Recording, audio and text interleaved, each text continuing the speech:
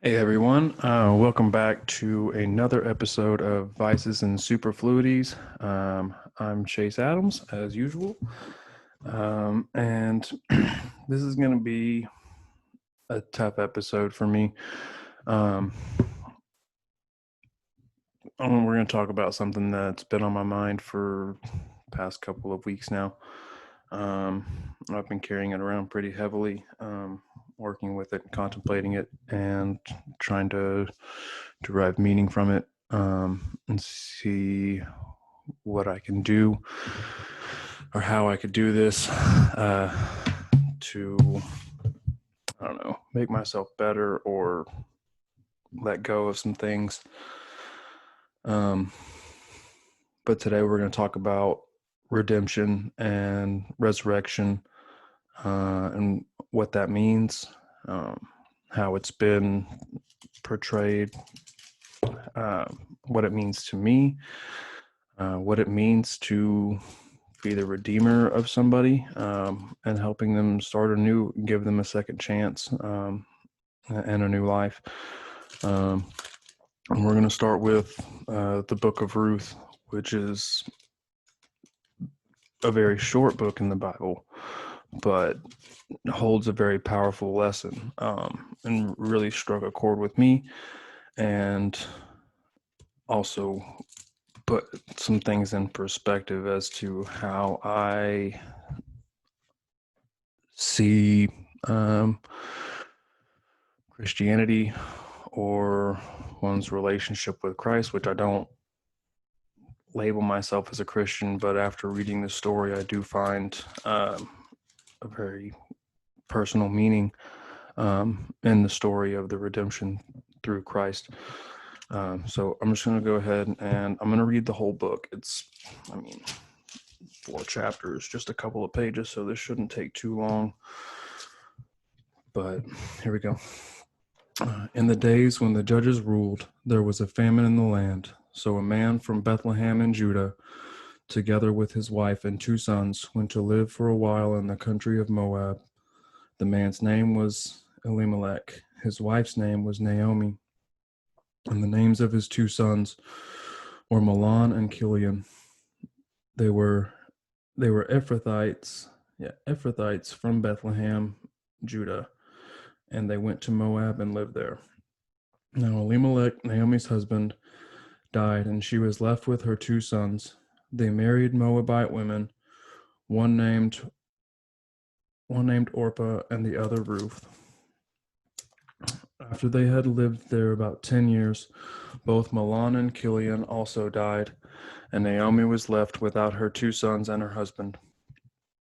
When Naomi heard in Moab that the Lord had come to the aid of his people by providing food for them, she and her daughter-in-law prepared to return home from there.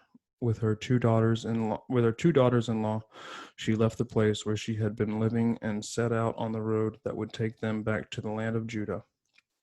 Then Naomi said to her 2 daughters, then Naomi said to her 2 daughters-in-law, "Go back, each of you, to your mother's home. May the Lord show you kindness, as you have shown kindness to your dead husbands and to me. May the Lord grant that each of you will find rest in the home of another husband." Then she kissed them goodbye, and they wept aloud, and said to her, "We will go back with you to your people." But Naomi said, "Return home, my daughters. Why would you come with me? Am I going to have any more sons who would become your husbands? Return home, my daughters. I am too old to have another husband. Even if I thought there was still hope, even if I thought there was still hope for me, even if I had a husband tonight and then gave birth to sons, would you wait until they grew up? Would you remain unmarried for them? No, my daughters. It is more bitter for me than for you, because the Lord's hand has turned against me." At this they wept aloud again. Then Orpah kissed her mother-in-law goodbye, but Ruth clung to her. "Look," said Naomi, "your sister-in-law is going back to her people and her gods. Go back with her." But Ruth replied, "Don't urge me to leave you or to turn back from you. Where you go, I will go, and where you stay, I will stay. Your people will be my people, and your God my God. Where you die, I will die, and there I will be buried. May the Lord deal with me, be it ever so severely, if even death separates you and me." When Naomi realized that Ruth was determined to go with her, she stopped urging her. So the two women went on until they came to Bethlehem. When they arrived in Bethlehem, the whole town was stirred because of them, and the woman exclaimed, "Can this be Naomi?" "Don't call me Naomi," she told them. "Call me Mara, because the Almighty has made my life very bitter. I went away full, but the Lord has brought me back empty. Why call me Naomi? The Lord has afflicted me. The Almighty has brought misfortune upon me." So Naomi returned from Moab, accompanied by Ruth and the Moabite, her daughter-in-law, arriving in Bethlehem as the barley harvest was beginning. Now Naomi had a relative on her husband's side, a man of standing from the clan of Elimelech, whose name was Boaz. And Ruth the Moabite said to Naomi, it's kind of dark in here, said to Naomi, "Let me go to the fields and pick up the leftover grain behind anyone in whose eyes I find favor." Naomi said to her, "Go ahead, my daughter." So she went out, entered a field, and began to glean behind the harvesters. As it turned out, she was working in a field belonging to Boaz, who was from the clan of Elimelech. Just then, Boaz arrived from Bethlehem and greeted the harvesters.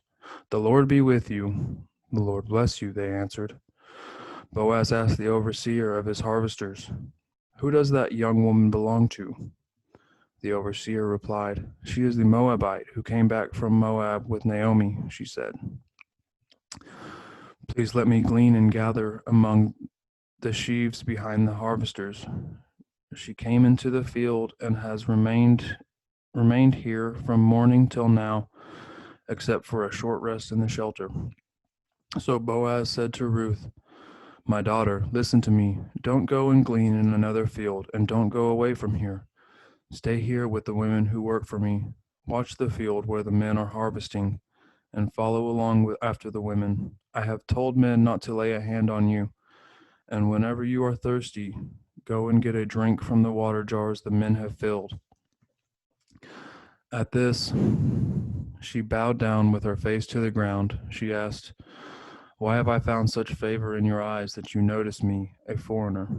Boaz replied, "I've been told all about what you have done for your mother-in-law since the death of your husband, how you left your father and mother and your homeland and came to live with a people you did not know before. May the Lord repay you for what you have done. May you be richly rewarded by the Lord, the God of Israel, under whose wings you have come to take refuge. May I continue to find favor in your eyes, my Lord," she said. "You have put me at ease by speaking kindly to your servant, though I do not have the standing of one of your servants." At mealtime, Boaz said to her, "Come over here, have some bread and dip it in the wine vinegar." When she sat down with the harvesters, he offered her some toasted grain. She ate all she wanted and had some left over. As she got up to glean, Boaz gave orders to his men, "Let her gather among the sheaves and don't reprimand her. Even pull out some stalks for her from the bundles and leave them for her to pick up, and don't rebuke her." So Ruth gleaned in the field until evening. Then she threshed the barley she had gathered, and it amounted to about an ephah. Ephah? Not sure what that word is. She carried it back to town, and her mother-in-law saw how much she had gathered. Ruth also brought out and gave her what she had left over after she had eaten enough. Her mother-in-law asked her, "Where did you glean today? Where did you work? Blessed be the man who took notice of you." Then Ruth told her mother-in-law about the one at whose place she had been working. "The name of the man I worked with today is Boaz," she said. The Lord bless him, Naomi said to her daughter-in-law. He has not stopped showing his kindness to the living and the dead, she added. That man is our close relative. He is one of our guardian redeemers. Then Ruth the Moabite said, He even said to me, Stay with my workers until they finish harvesting all my grain. Naomi said to Ruth, her daughter-in-law, It will be good for you, my daughter, to go with the women who work for him, because in someone else's field you might be harmed. So Ruth stayed close to the women of Boaz to glean until the barley and wheat harvests were finished, and she lived with her mother-in-law. One day, Ruth's mother-in-law, Naomi, said to her, My daughter, I must find a home for you where you will be provided for. Now Boaz, with whose women you have worked, is a relative of ours. Tonight he will be winnowing barley on the threshing floor. Wash, put on perfume, and get dressed in your best clothes. Then go down to the threshing floor, but don't let him know you are there until he has finished eating and drinking. When he lies down, note the place where he is lying. Then go and uncover his feet and lie down. He will tell you what to do. I will do whatever you say, Ruth answered. So she went down to the threshing floor and did everything her mother-in-law told him to do. When Boaz had finished eating and drinking and was in good spirits, he went over to lie down at the far end of the grain pile. Ruth approached quietly, uncovered his feet, and lay down. In the middle of the night, something startled the man. He turned, and there was a woman lying at his feet. Who are you? He asked. I am your servant Ruth, she said. Spread the corner of your garment over me, since you are a guardian redeemer of our family. The Lord bless you, my daughter, he replied. This kindness is greater than that which you showed earlier. You have not run after the younger men, whether rich or poor. And now, my daughter, don't be afraid. I will do for you all you ask. All the people of my town know that you are a woman of noble character. Although it is true that I am a guardian redeemer of our family, there is another who is more closely related than I. Stay here for the night, and in the morning, if he wants to do his duty as your guardian redeemer, good, let him redeem you. But if he is not willing, as surely as the Lord lives, I will do it. Lie here until morning. So she lay at his feet until morning, but got up before anyone could be recognized, and he said, No one must know that a woman came to the threshing floor. He also said, Bring me the shawl you are wearing and hold it out. When she did so, he poured into it 6 measures of barley and placed the bundle on her. Then he went back to town.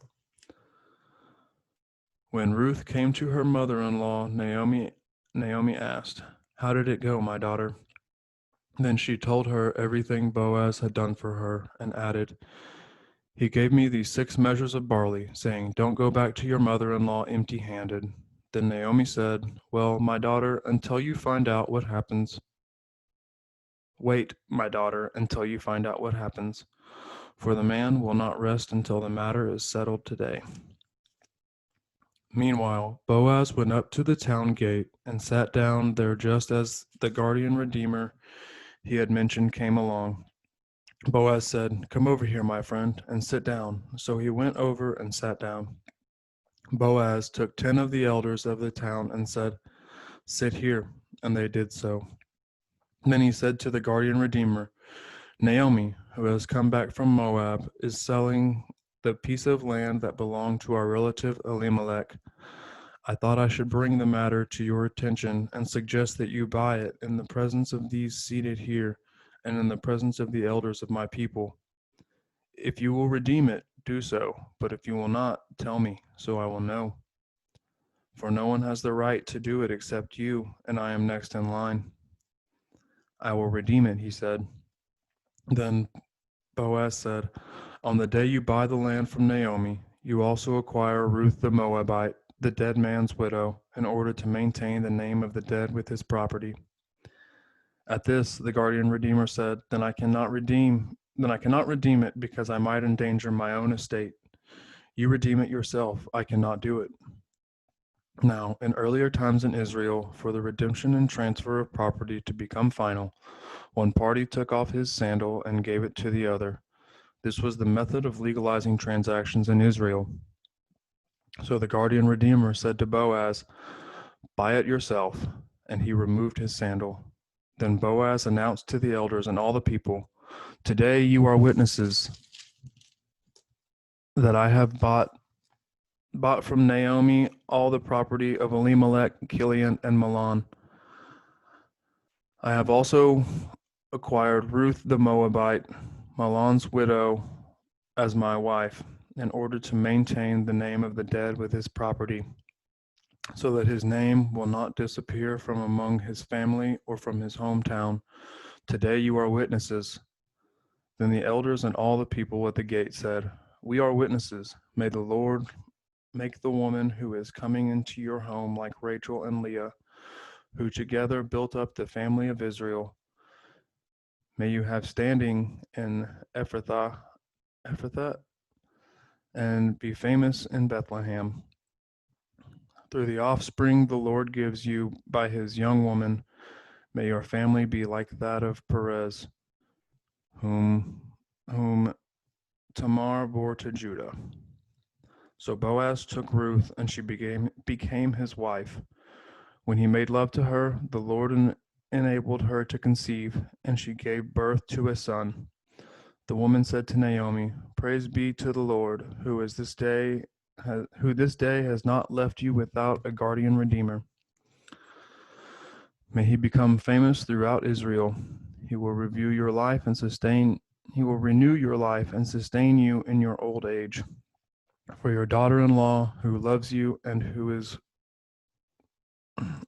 better to you than 7 sons, has given him birth. Then Naomi took the child in her arms and cared for him. The woman living there said, Naomi has a son, and they named him Obed. He was the father of Jesse, the father of David. This then is the family line of Perez. Perez was the father of Hezron, Hezron the father of Ram, Ram the father of Aminadab, Aminadab the father of Nahshon, Nahshon the father of Salmon, Salmon the father of Boaz, Boaz the father of Obed, Obed the father of Jesse, and Jesse the father of David. So that's the story of Ruth and being redeemed by Boaz. And the first time I read that, it really struck a chord with me, especially because of some of the things that we have going on in our life right now. A lot of folks know, especially in our family and our close friends, know that Anna and I have been trying to have a second child. And it's been going on a year now. And there's some things that make it more difficult for us. I don't really want to go into too much of the details of that, but we're having a struggle with having the next child that we want, and it's closing in on time that we need to start looking for alternatives. And so we've been talking about adoption, kind of going back and forth. The first time that we actually really talked about it, we just had a conversation about it, and we hadn't gone into a church or anything in years before. But then the next day we went to a church just right up the road from us, and we walked in, and that topic is what the whole sermon was about, is adoption and foster care. So the aspect of the Redeemer in that really hit for me, because it's like we have a chance to be that guardian redeemer, for a child who doesn't have that. And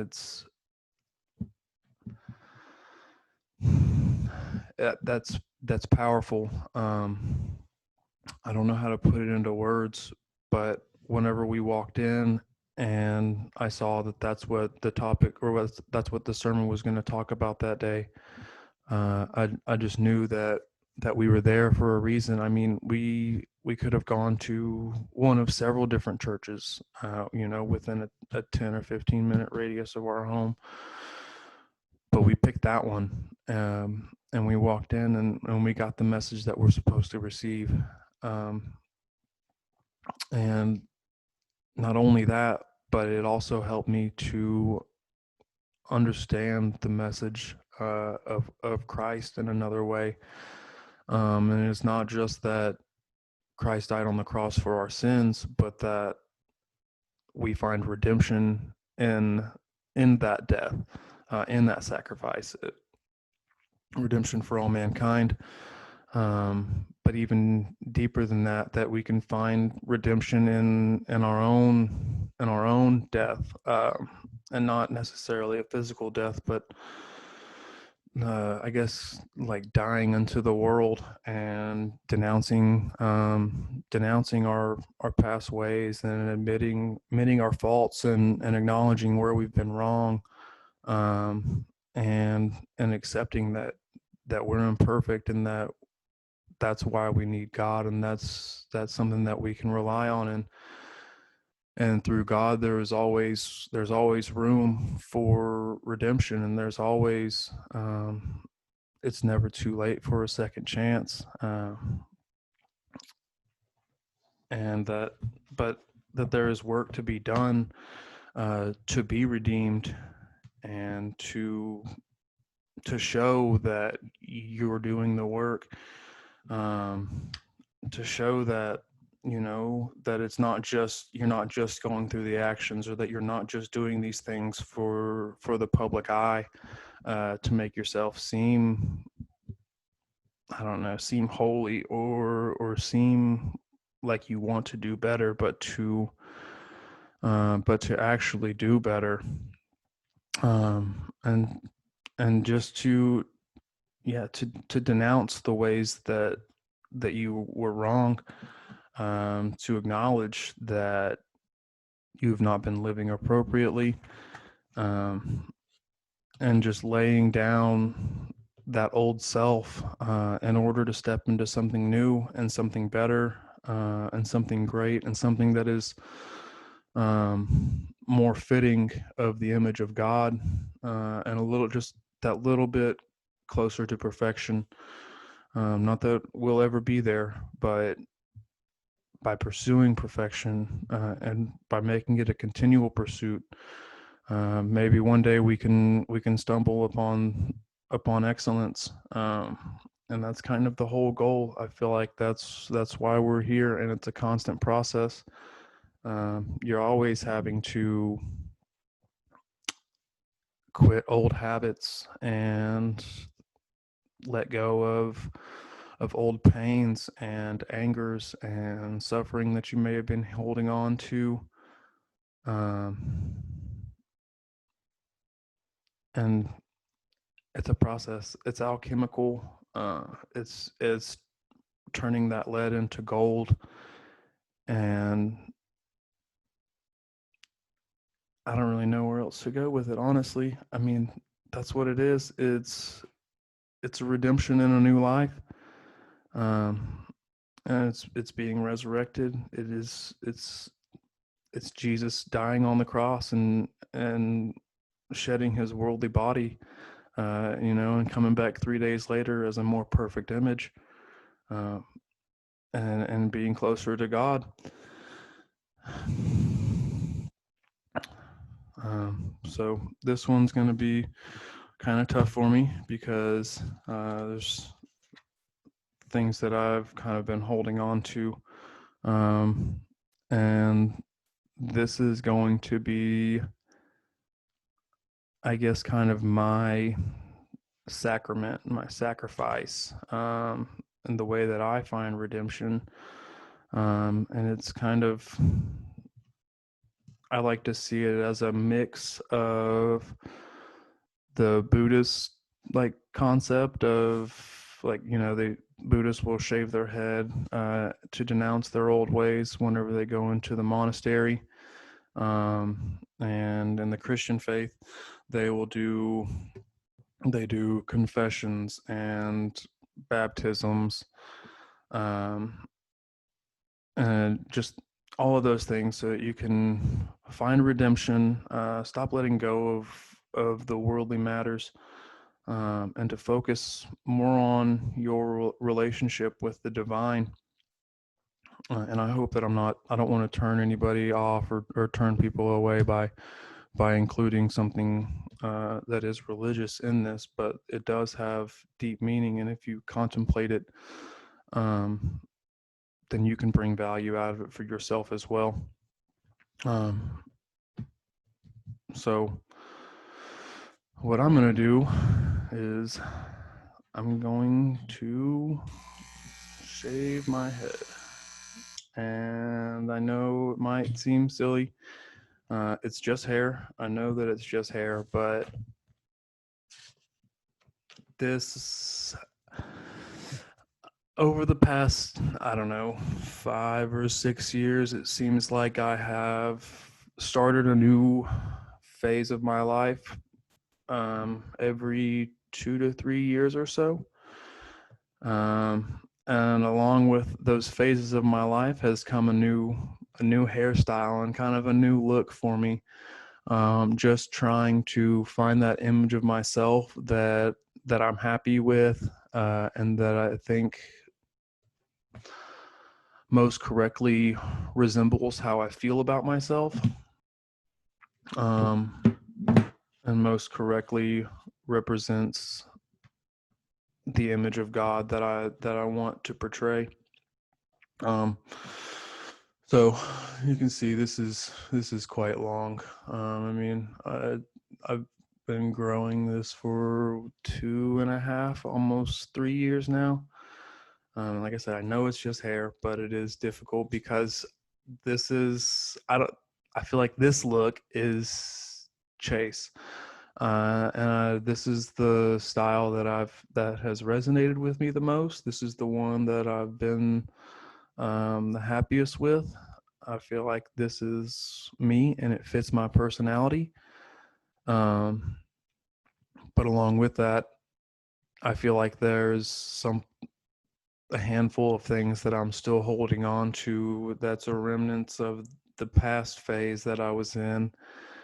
Um, and so I'm just going to let all of that go. I'm going to let all of this go, and I'm going to let this go. And I'm going to let go of things that I hold on to that hurt. Um, I'm going to let go of desires that I've been holding on to.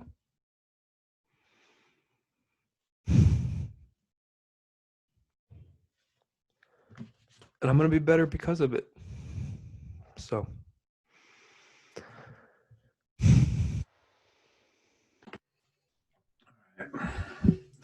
No, I'm not ready. This is going to suck. It's going to be good. I know it's not going to suck, but I'll feel better once it's done. It's supposed to be hard, isn't that the whole thing? I guess so. You want half? Yeah.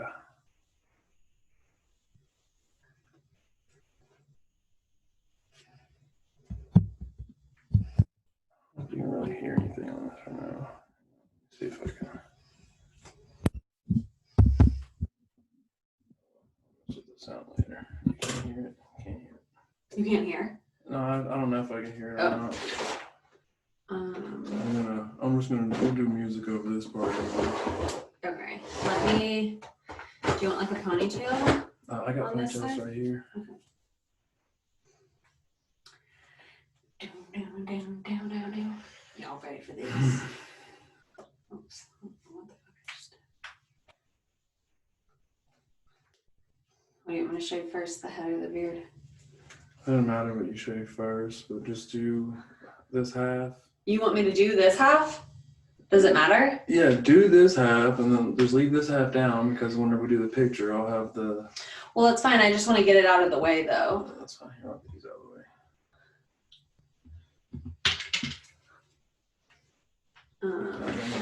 Well, I need either like a clip or a ponytail, just something to like keep whatever I'm not cutting away. Where's the stuff? Oh. I got the clipper.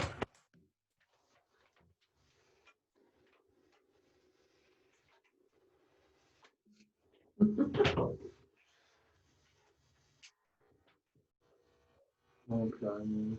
You're gonna cry? Mm-hmm. I've never shaved anyone's head before. You ready? I don't know if I can do it.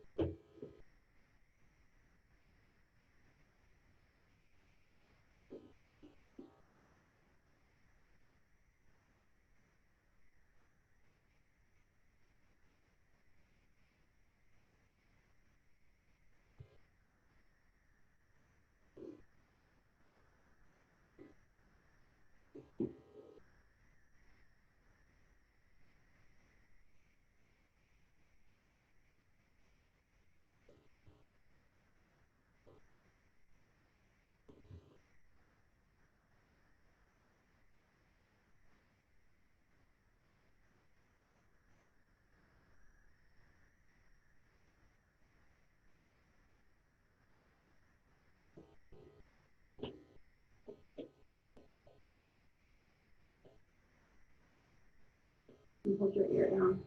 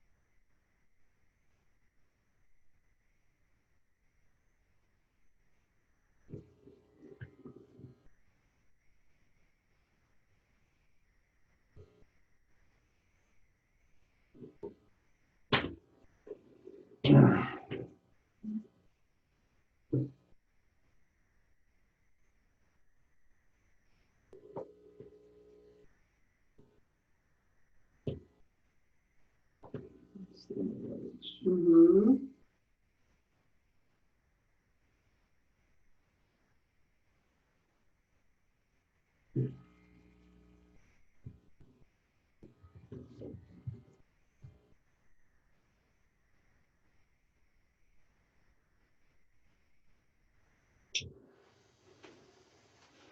I'll keep it like this. Dude, better. No, I'm gonna do this half with the beard now. Actually, this will look good. Yeah, this with the beard. Uh-huh. It'll be alright. mirror.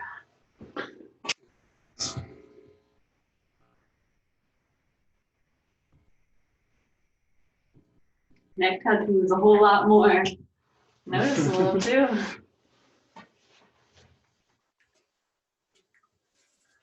All right, now let's do the beard. Love you. You want me to do like perfectly half? Mm-hmm. So wrap up this line. Okay. Yeah, I'm gonna have you put your finger. Alright,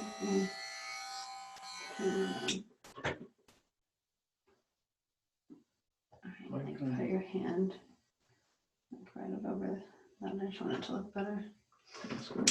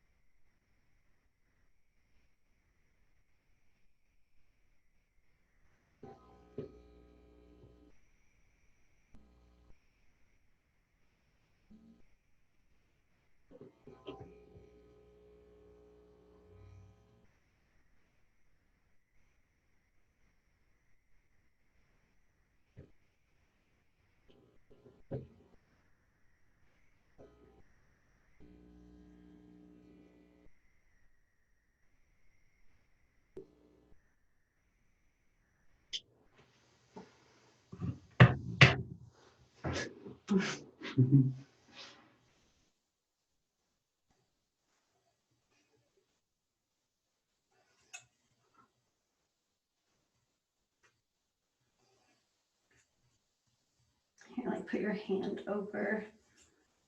Okay, like. I need your like palm to come right here, just so I can get like a good straight.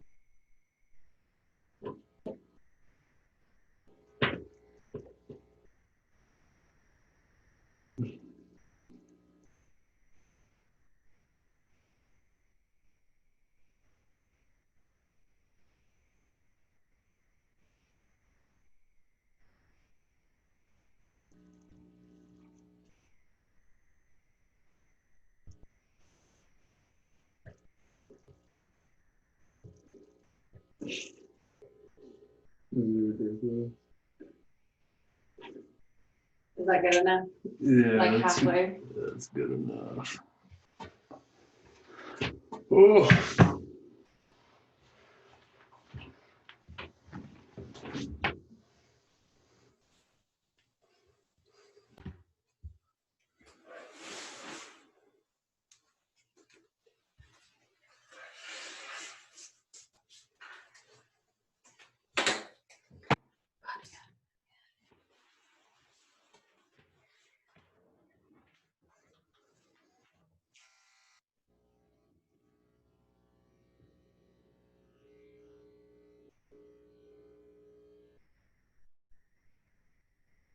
Hang on.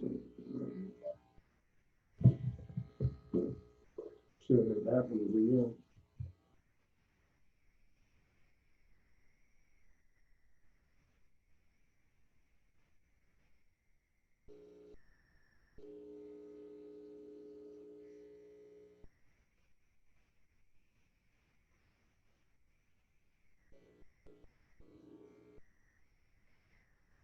So soft.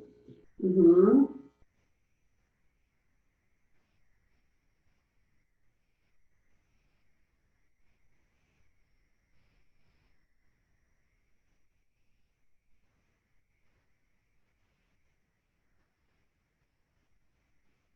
Go from the front back.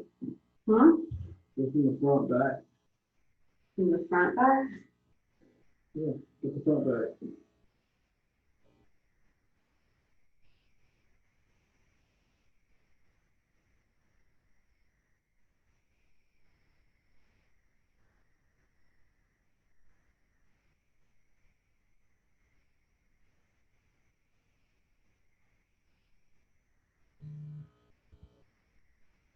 This is where I have to put it all in a ponytail.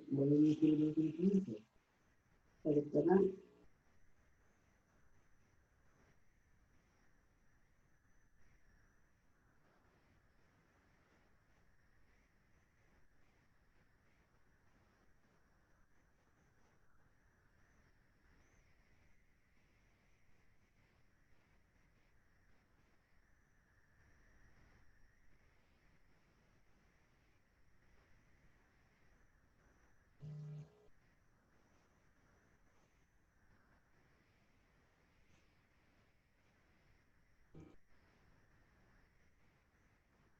You're collecting it.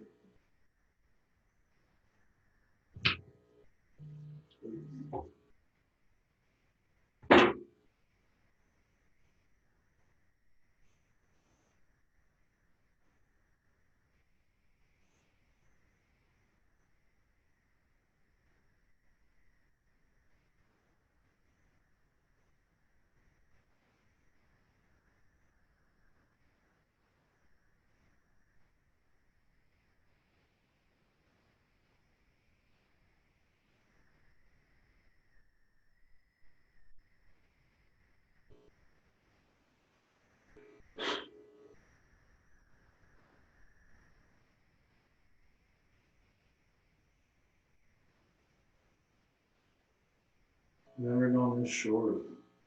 Yeah, you have. Not when I shaved it. You have. I have a picture from your Facebook of it with a short. No, really, I've never done no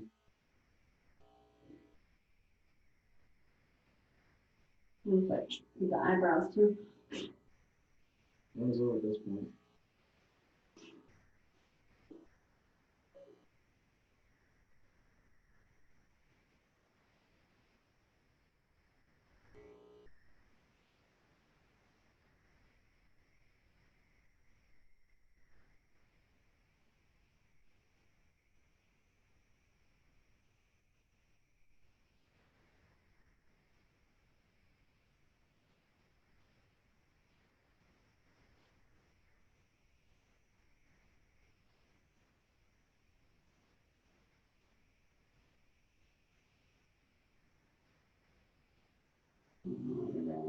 That's what it's on about.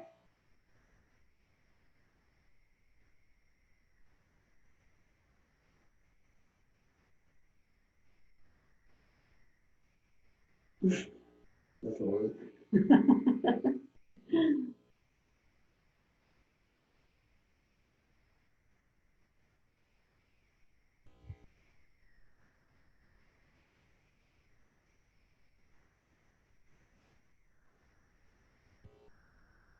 So fast, baby. Flavor saver.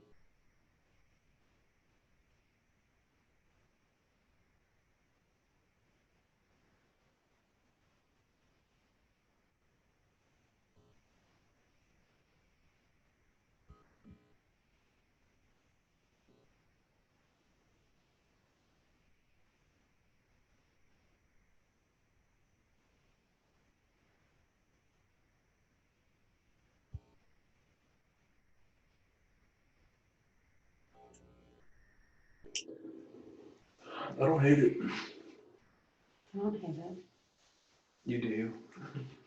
No, I don't hate it as much as I thought I would.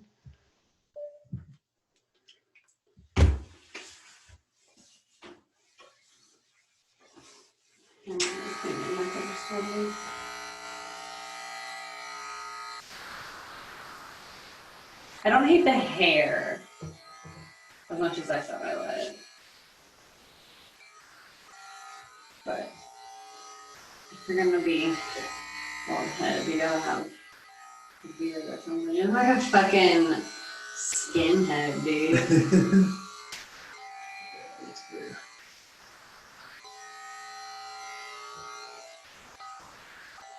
something.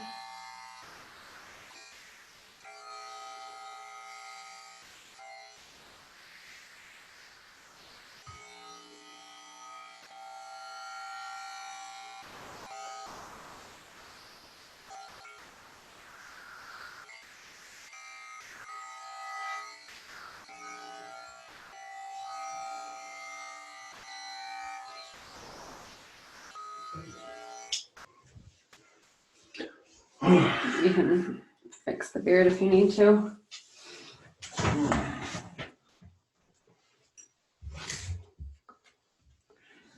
I can't wait to see what fast. And we're back. Oh, shit. Fix that real quick. All right, so I did it. It's all gone. The hair, the beard, I can see my face.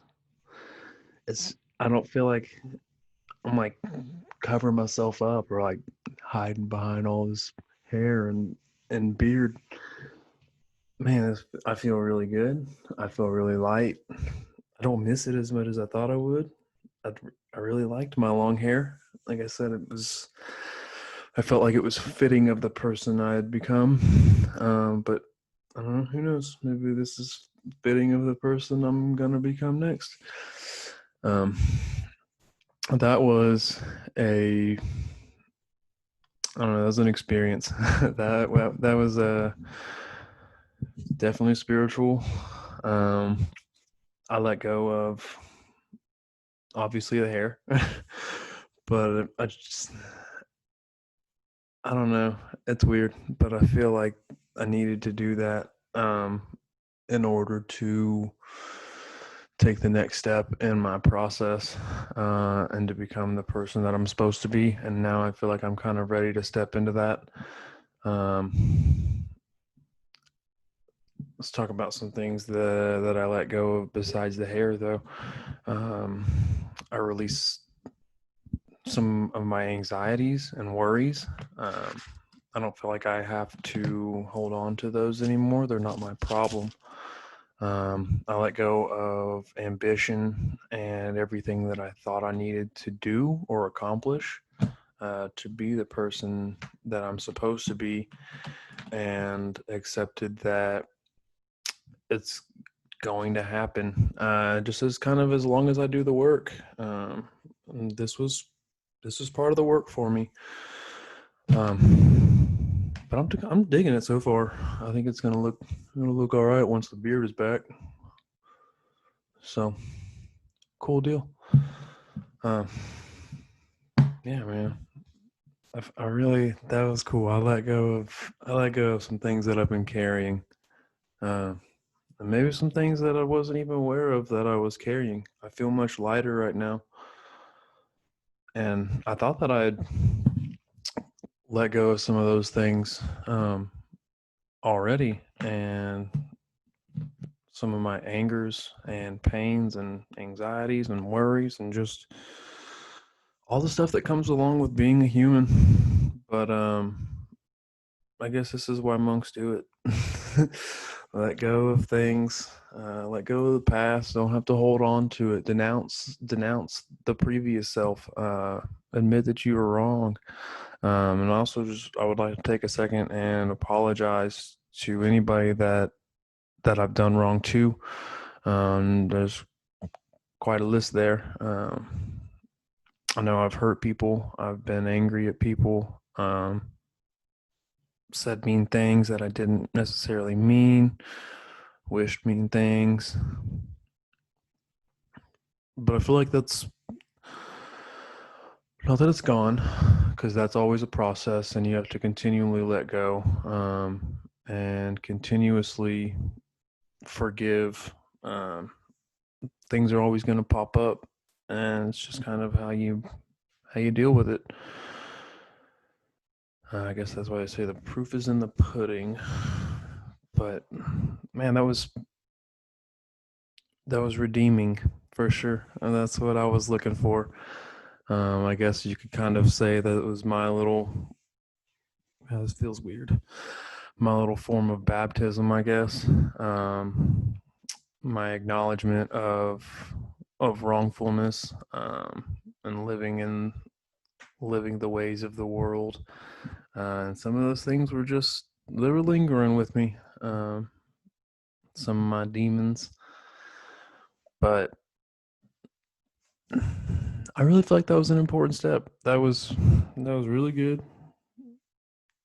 Very not relaxing, because I was not relaxed going into it. I was definitely feeling some type of way, getting a little choked up. I did cry a little bit while Anna was cutting my hair. So everybody, y'all can go ahead and laugh at me for that. But like I said earlier, man, I know it's just hair, and I know that it'll come back if I want it. But I wasn't crying about that. It wasn't about the hair. It's about what actually happened. Um, the things below the surface that we don't always see, or that we don't always acknowledge. But I'm glad that I got to acknowledge some of those things and do something about it. And I don't know. I hope maybe somebody will see this and they'll get some sort of value out of it. Some random dude on the internet shaving his head, but maybe that'll speak to somebody out there and do maybe help them open their eyes to some of their blind spots, or see some of the things that they need to work on, and to help them find a way to work on it. Maybe you need to shave your head too. I don't. That's up to you. I'm not gonna go around telling everybody that they need to shave their head, but that was definitely a great experience for me. And I don't know. I let a lot of that stuff go. And it's kind of like starting over again. It's refreshing to feel that way. Um, Refreshing to feel redeemed. So that's good. I really don't have all that much else to say about it right now. But we'll have to see how the audio went on that video and everything while she was cutting my hair. I think the clippers might be a little bit too loud, but I think I'm gonna put together a little video, or finally start dropping some of these podcasts. And like I said, man, maybe there's one person out there that'll see that sees, not just that I shaved my head, but what actually happened. Um, Letting the past self die to resurrect a new one, and to be and act more according to my purpose, to be and act more according to the image of God. Um, and again, I don't want to attach that to any set religion, but you can take it for how you want it. Just if you want to talk about God, like one thing that I like to think about is just take out the word God and replace it with a word that you feel comfortable with. I feel like that's where a lot of people get caught up, is that G word, because it does have a stigma with it. It can feel overpowering or overbearing. But let's go with, I don't know, source or creator, or your higher self would be a good one. Your higher self is a great one to go with. If you're always, if you can't find it in you to say that you want to be more godly, or that you want to act more like God, just say that you want to be a better version of yourself. You want to take steps to becoming your higher self. And that's all that it's all about. That's what it's about, being a person. We're here to work on our faults. But first, to work on them, you have to figure out what they are and acknowledge them. And that takes work with the self, and that also takes a brutal amount of honesty. You have to get rid of your contradictions. Not get rid of, but I'm not saying that I'm perfect, or that I don't have contradictions, or that I've never done anything hypocritical. because that's part of being a person too. But just ironing out the little kinks. That's kind of what it's about. That's what I want to do with this show. And I hope somebody else finds some value in my experience tonight. So, with that being said, I'm going to go ahead and get off of here because it's been a night. It's definitely been an emotional experience. Going into it was feeling very heavy. Uh, it took me probably 20 or 30 minutes to sit down and actually start talking on the podcast and get things really going with it because I knew where it was going to go. So just any little thing that I could find to prolong the time that I had with my beautiful locks. But I came in the room, I got everything set up, and then, I need to go get my notebook. I need to go get this. I need to go get that. And then I switched rooms. But there's no avoiding it. It needed to be done. It needed to be done. And it was really good. I'm really glad that I did it. I feel much better. I feel ready to pursue my purpose, ready to um I don't know, just I feel ready to conquer whatever God throws at me, I guess. But all right, well, good night.